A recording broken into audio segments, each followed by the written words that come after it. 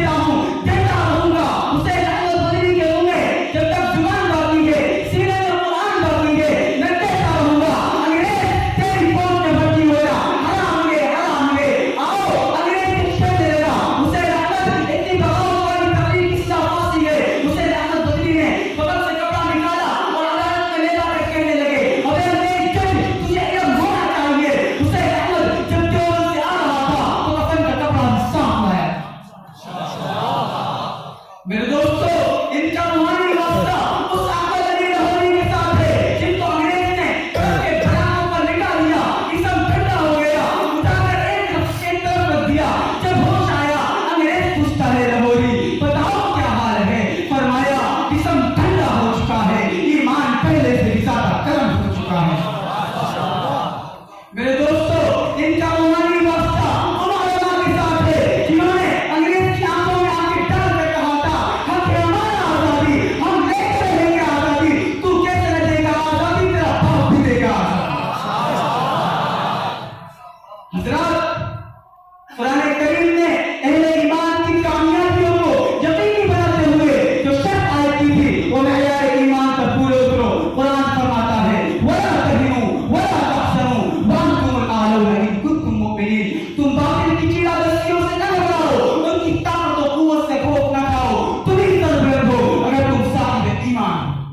یہی وہ بنیادی روح ہے جو کامیابی کی کلید اور سربلندی کی نوید ہے کہ معیار ایمان پر پورے اترو، پھر دیکھو کہ تمہاری تدبیر اللہ کی تقدیر کا پردہ بن جائے گی، تم اللہ سے اتنے قریب ہو جاؤ گے کہ خود تقدیر تمہارے اشارے ابرو کی منتظر ہوگی۔ کافر کی یہ پہچان کے آفاق میں گم ہے اور مومن کی ہے یہ شان کے گم اس میں ہے آفاق۔ ہاں وہ مرد مومن جو بے گھر باقی ہو مگر اس کی پرواز آفاقی ہو، وہ گفتار و کردار میں اللہ کی قرآن ہو، قاری نظر آئے حقیقت میں قرآن ہو، وہ ہمسائے جبریل علی ہو، اس کی ٹھوکروں میں سمرقند و مخالہ کی زہی ہو، اس کی جنتوں سے مصطفی نہیں کے، اس کی خلقوں سے کبریائی بن کے، جس سے جگر ڈالا میں ٹھنڈر ہو شبنم، دریا میں دل جس سے ڈال جائے وہ طوفان ہو، سکندر اس کی ٹھوکر میں ہو، قلندر اس کے جوہر میں ہو، علم اس کا زیور ہو، وفا اس کی ادا ہو، عطا اس کی جزا ہو، شان اس کی منزل ہو، دانش اس کی بستی ہو، عشق اس کی مستی ہو، خاموش ایسا کہ شام و سحر کو سمجھے، پرجوش ایسا کہ شمس و قمر کو رکھ کے، وہ حکمت کا رحمان ہو، بصیرت کا بلال سلمان ہو، وہ خلدوں میں بھی وہ بسطی، سب ستا بھی وہ سب کبھی، نگاہ بلند سخن دل نواز جہاں سو سکتا ہو، وہ قادر کا بندہ تقدیر کا نمائندہ۔ یہی ہے مرد مومن اس قرآن نے وَأَنْتُمُ الْأَعْلَوْنَ کی بشارت سنائی۔ میری دعا ہے کہ اللہ رب العزت آپ کو ایمان یقین کی انہی رفعتوں سے ہمکنار کر کے اسلاف کے جذبہ دروں کا وارث بنائے۔ یقین محکم عمل پہ ہم محبت فاتح عالم جہاد زندگانی میں ہے، یہ مردوں کی شمشیر ہے۔ وَمَا عَلَيْنَا إِلَّا الْبَلَاغُ۔